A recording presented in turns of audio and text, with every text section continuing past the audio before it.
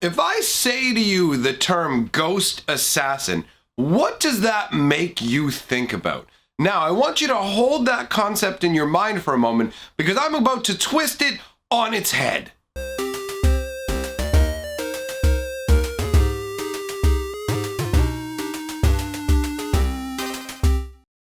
Greetings, hatchlings! We are here today to talk about the curious case of Kaya, or Kaya. Either way you want to say it is okay with me. Oh, don't go! I know that was a terrible joke. Don't go! You complete me. Anyways, now the silliness is out of the way, at least for the given moment. Let us speak of the ghost assassin. Because if you are like most people, when you hear the term ghost assassin, you think of some sort of ethereal creature, a ghost that goes around assassinating people. Your brain certainly wouldn't naturally start out with the concept of a human that assassinates ghosts, right? How does that work? Well, that is what we are dealing with today. Kaya, however you want to say it, has been spoiled as a new planeswalker in Ravnica Allegiance. Now, I'm not here to talk about the card in specific because that's not nearly as interesting to me as the story behind her. We originally met this planeswalker back in conspiracy days, and when we saw her originally, we saw her in brown leather garb, just kind of hanging out in an alleyway. She has these bracers on her wrists where she has these magical daggers, or perhaps just regular daggers infused with her own magic that are crackling with purple energy. She's looking pretty plain, pretty commonplace. Her weapons obviously stand out quite a bit, but overall, she looks kind of, everyday street, not too wealthy, not too powerful, but interesting with the magic. And then when we see her, when it comes to the new set, boom, you've got her walking down the staircase with all of this gold strewn on her feet. You have all these Orzhov nobles and soldiers and things just kind of standing back behind her, waiting to see what's going on as she strides confidently down the stairwell, her back to all of them without a care in the world, her eyes crackling with power. All of a sudden, she's in all of this Orzhov regalia, nice black and white robes, the coin belt, all of that lovely goodness, as you can see. So, what happened? What's going on here? How did she all of a sudden become the guild master of the Orzhov? This is an interesting character arc here in terms of the story, what's happened with her. And I want to actually go over everything that we know about her and a little bit of what we don't know, because I have some questions. There's some things that I want to know. When I said the curious case of Kaya, I meant it. I genuinely am curious about this character, which is nice. There have been a bunch of planeswalkers recently. Well, first of all, one of the problems I have is they don't make too many new compelling planeswalkers, but a lot of the ones I've just been kind of like, meh, when they bring them out. But Kaya, on the other hand, very, very interesting to me. So, one thing to note is she doesn't consider herself to be a ghost assassin.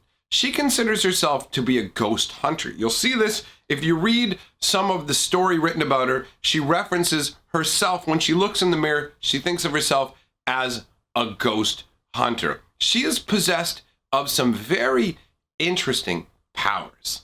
The main one really is the ability to enter the ghost realm. Really, it's just the one power aside. Well, no, that's not true. She's a planeswalker. Clearly, she has multiple powers. But the most interesting power is her ability to interact with the realm of the dead by entering it. Now, the way that she can enter it is either fully in form or just parts of her body she can send into the realm of the dead, which has multiple implications. Now, when we first encounter her, it's in the city of High Paliano, a city of intrigue. The city is ruled over by the spectral King Brago. Now, we'll put him aside for now because that's not what we're going to talk about to start with. The first time that we meet Kaya, she is sitting in a tavern waiting to meet with who? Who knows? At that time, she's not 100% sure exactly who it is she is supposed to be meeting with. But in all honesty, she comes across more like an assassin than a ghost hunter. She is obviously a very competent individual. She's sitting in a tavern, not getting drunk, kind of taking the measure of everybody who is there in the tavern. She gets approached by a soldier who's dressed down, trying to fit in, looking kind of shabby, but she realizes from his bearing that he's definitely a soldier, who takes her up to meet with a nobleman who has slid in through the back door of this tavern and is waiting on an upper floor to talk to her. So she goes and meets with this nobleman who is basically a lesser son of a lesser house. So he's not terribly important, but at the same time, it shows that her clientele, because she's being hired by this man, her clientele are of a higher caliber. She's not just dealing with anybody off the street. You have to have a certain amount of money to hire her. So she meets with this nobleman. She's a no-nonsense kind of woman. She doesn't agree to take any job automatically based on the pay. She has stipulations, and she makes sure of using very particular word choices when dealing with individuals before she accepts a contract. So at first, this nobleman is acting very, very haughty and assuming that she will do what he wishes, but she requires specific information, blueprints to the actual house that he wants to send her out to. And he basically treats her at first as like, are you a thief? Are you going to try and rob me? And she's like, if you don't trust me, I don't know why you contacted me. I'll be leaving. That sort of thing. She has the ability to walk away from these sort of situations. She is not intimidated by nobility. In fact, she comes from a noble family herself. Now, you wouldn't guess it looking at the way she's dressed, and we don't know anything about this noble family. It's one of the things I'm genuinely curious about. I want to know if the rest of her family members have the same sort of abilities, if it's unique to her. Is she the only planeswalker from her family? There's a number of questions that sit in my brain when I think about this character. So, she is hired by a nobleman to remove a ghost from a house. That's what she's there for. She is someone who removes ghosts. Her philosophy is, you had time to take care of everything you wanted to do while you were alive. If you're still lingering around being a problem for the living, she will put you to rest. That is her philosophy. It's like, sorry, you should have resolved all of your issues while you were alive. So it turns out this nobleman had been waiting a long time to inherit basically a summer house, a summer mansion. And his mother had been refusing to relinquish it to him. So his mother passed on, but her spirit is haunting this mansion. That's the problem. It's driving off. He's trying to have the mansion remodeled. The spirit is driving off the workmen. It's attacking the servants. It's actually destroying the improvements to the house. All these sort of things. So Kaya is dispatched. She is hired to go ahead and remove this spirit from the house. Now you find out as she goes along through this that she can basically enter the realm of the dead, which means not only that she can attack the undead, but it makes her body incorporeal. So basically, it makes her intangible. You know how like a ghost can pass through walls and things like that? She can do that with her own body. But no, she doesn't have to do it in a full body sense. In fact, there's genuine danger to doing that. She can control it to the level where she can just make certain parts of herself disappear. She can also imbue this into non-physical, but objects that are not physically a part of her. So she can do that with the daggers that she has. Another question I have is, can she do this with any items, or are the daggers she specifically possesses enchanted for this purpose? Because that is not made clear anywhere at all. She uses these two signature daggers they're called rondelle daggers, and they're strapped to her arms, but there's nothing indicating that they are special in any way. It's just what she's used all along. So she can actually move these daggers into the realm of the dead, which is how she manages to injure the undead. So she can bring her body into it. She can put her arm through a wall and grab something and bring it back in that fashion. She can send her daggers to the realm of the dead. I like this because a lot of the time we will see creatures that can pass through walls or things like that, but it's just sort of like, it's magic that either opens up the wall or makes them kind of have like a spectral form, but it's not actually moving in to the realm of the dead. And you can see the difference with her, because one thing she has to be very, very careful about is when she moves her heart into the realm of the dead, because her heart actually stops. Her heart doesn't beat during that time. So she has to leave that, basically, if she's going to move her full body into the realm of the dead, she has to leave it pretty much instantaneously so that her heart doesn't stop. And I like that because it's a limitation to the power. It makes it makes characters more enjoyable and more believable when there are limitations to their powers in this regard. So I really like that. Now, she is played off as being very confident and kind of dickish. She likes to mouth off a bit. She likes to taunt the people that she's dealing with. It's just in her nature. I enjoy that. I mean, she has a very particular set of skills that nobody else really has, right? I mean, who else is a ghost assassin? Nobody that I have heard of. Sure, there are magics that will let you remove ghosts here and there, but to be somebody who can just physically manifest this ability, she is singularly unique in this. So when we see her in the first story, where she is sent off to deal with this nobleman's mother and remove her from existence, it's interesting to see the way that she interacts with ghosts. You can see she has practiced at this, because there are certain points where she's about to fall off of this edge. Basically, the plans that she was given for the house weren't complete, and on top of that, there's damage into the house. So she ends up about to fall off of a ledge, and she basically sends her hand into the realm of the dead and uses it to grab onto the tattered garments of this mother spirit, right? And the mother spirit is lifting her up, but she knows that she has to let go of it quickly, because ghosts can take you all kinds of unpleasant places. It may just go straight through the ceiling. And as we've discussed before, she can't put herself fully into the realm of dead for more than a second.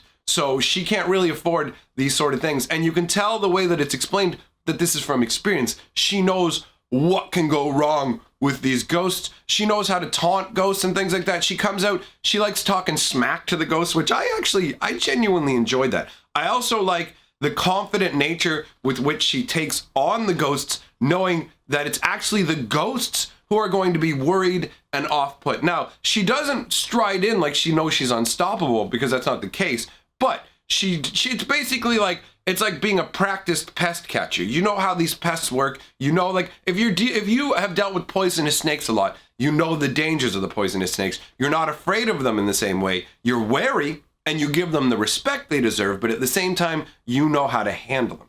And that's how she comes across to me. So it's really interesting in the first story where she ends up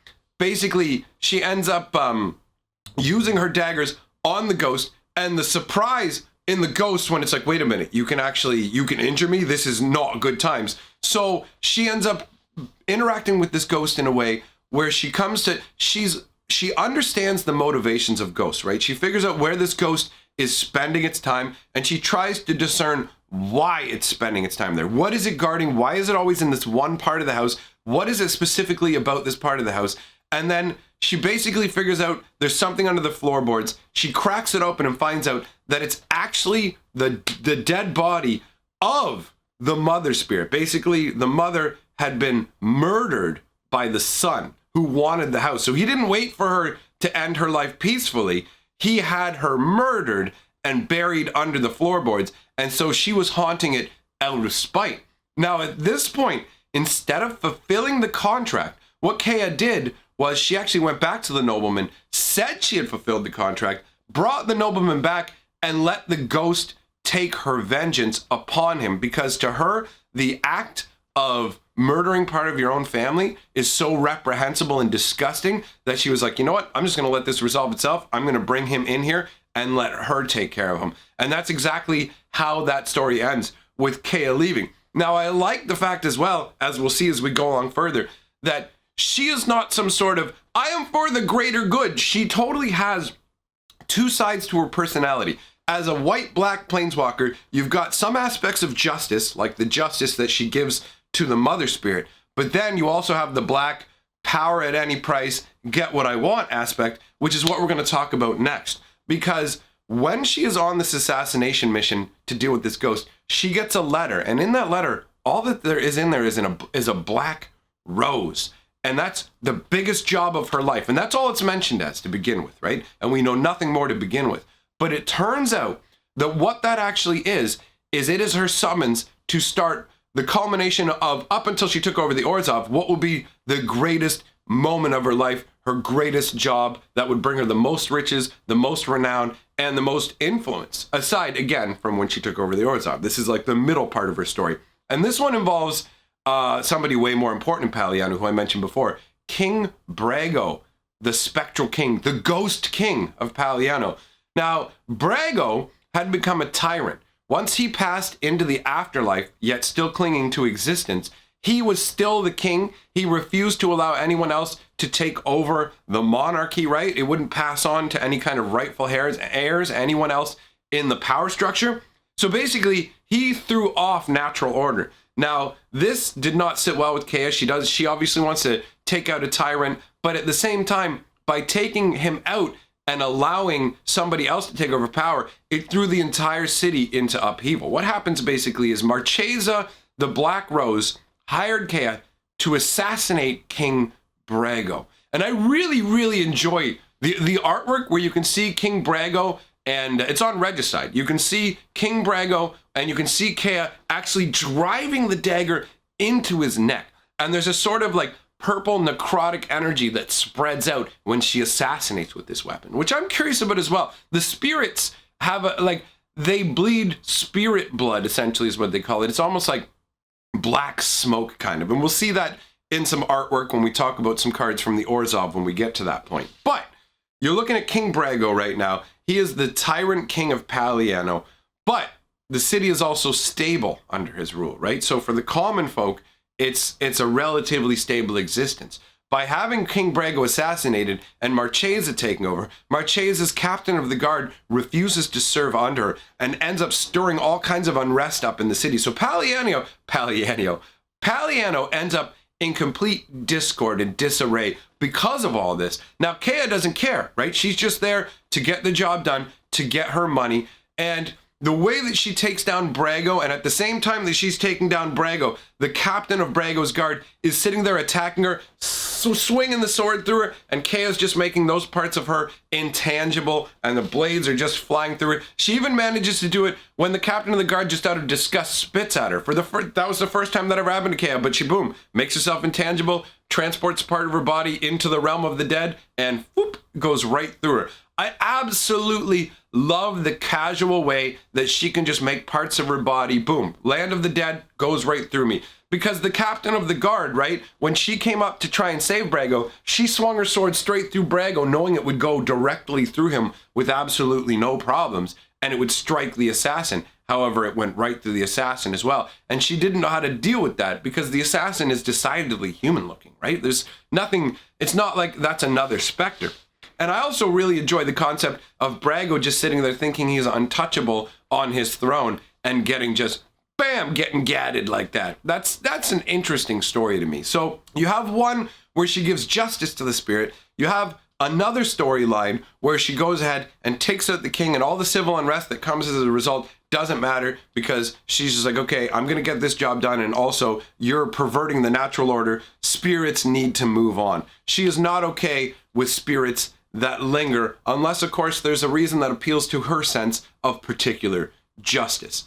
Now, we move forward into how she became part of the Orzhov, and specifically the leader. Now, this has something to do with Bolas, and they actually knew that she was going to be involved with Bolas when they wrote her into the story all the way back in Conspiracy, which is interesting to me. I want to know where this is going. Normally, most things connected with Bolas to me at this point, I find to be pretty dull, just because I feel like Bolas is overused. That's why you never see me doing lore videos about Bolas. I feel like they have used him too much. Him and the Gatewatch have been overused, and we just get saturated with it, and it gets dull. But I am curious to know what specifically Bolas's plans are for having Kea become the leader of the Orzhov. Basically, he enlists her help wiping out the Obsidat in return for lead over the Orzhov guild. Now, obviously, she's got what it takes. She's got that regal bearing. She looks like a leader of the Orzhov. So what happens basically is, if you don't know what the Obsidat is, they are the spirit council that really rule the Orzhov. They are the long dead spirits of really, really rich, really, really successful Orzhov clerics and priests, right? They went ahead and they just, you think about big, fat, slothful, you know, when someone gets really successful and then they just run to fat and they sit on their throne, they're just a big fat, like, but they're like super, super wealthy, just surrounded by all their possessions. Well, the Obsidat are such greedy individuals that they refuse to pass in the afterlife. They want to stay with their riches. They are the ghost council that rules the Orzhov. Now, they don't go and communicate with the Orzhov directly. They have an intermediary, and that was Teysa. Teysa Karlov was the intermediary who they would speak with. So what happens was Teysa actually convenes the Obsidat, and that is when Kea comes in and wipes them out. And you can see that in Kea's Wrath. In the card Kea's Wrath, you can actually see her wiping them out, and it even talks about Teysa convening and Kea ending the Obsidat all in one go. It's displayed in Kea's Wrath and in the Revenge card as well. Like the Revenge half of the double split card that has Revenge, you can actually see it. And it's really interesting. If you notice in the artwork, you can see the purple energy of her blade. She's quickly moved around, and there's only about 5 members of the Obsidat. So she's taken them all out. The one is actually impaled through the back of the neck with one of these daggers that she uses. I really want to know about those daggers. So the artwork is very compelling. The flavor behind it is very compelling. And interestingly enough, when she takes over, one of the things she does is she frees the spirits of the indebted. For those of you who don't know, the Orzhov are about indebting people to them. Either you're going to pay me a bunch of money, or you are going to have to serve us spiritually in the afterlife. And so the Orzhov have tons and tons of people spiritually bound to serve them in the afterlife through all of these contracts. It's a pretty awful guild, honestly. The Orzhov are ugly, greedy people. So Kea represents a change for them. But at the same time, Kea's rule isn't absolute, right? Teysa still exists, and she kind of sits like a spider in the middle of a web of power. So Teysa still has genuine influence, but Kea is now the head of the Orzhov guild, and you can see her freeing all of these ghosts in a card, actually. They show it in Ethereal Absolution. So she is an interesting character because she's not absolute evil. She doesn't really fit that well into the Orzhov concept because she's not willing to enslave the ghosts of people. She believes that ghosts are supposed to move on, and the Orzhov have so many parts of their aspects that deal specifically with ghosts, or at least they did. Now their entire ghost council is gone. All the indebted ghosts, gone. So it's only, I believe there are some spirits left, but only spirits that are willingly there, part of the Orzhov, that were originally clergy members, but not part of the Obsidat. That part is not clear. We haven't gotten all the details from the story, but either way, it's incredibly compelling. I genuinely enjoy this character very much. Being able to move yourself into the realm of dead, but having that stipulation that you can't move your heart into the realm of the dead because it stops beating is really interesting. Most of the time when somebody can pass through things, it's more of an absolute, I can pass through as many walls as I want to. It doesn't have that kind of restriction. And also, what other things might you be capable of by moving other things into the realm of the dead, right? It's super interesting. I genuinely adore the flavor behind this. So that brings an end to the current story for Kaya. I don't know where it's going from here, but I want more details because there's so much flavor to this. I want to know where she comes from. I want to know who her family is because she's from a noble house, and I want to know if her family shares the same powers, because that would be very cool as well. But time will tell on that one, my friends. You can let me know what you think about all that. I will be back tomorrow, 5 p.m. Eastern time, with another fun video. So if you want to check that out, you can either jump on my Discord below, you can hit the subscribe button, or you can remember to come back. Whatever works for you, it's all good for me. That being said, let's check in with the hatchlings. To be a minion of the boss monster, one must be willing to drink from the boss monster's face.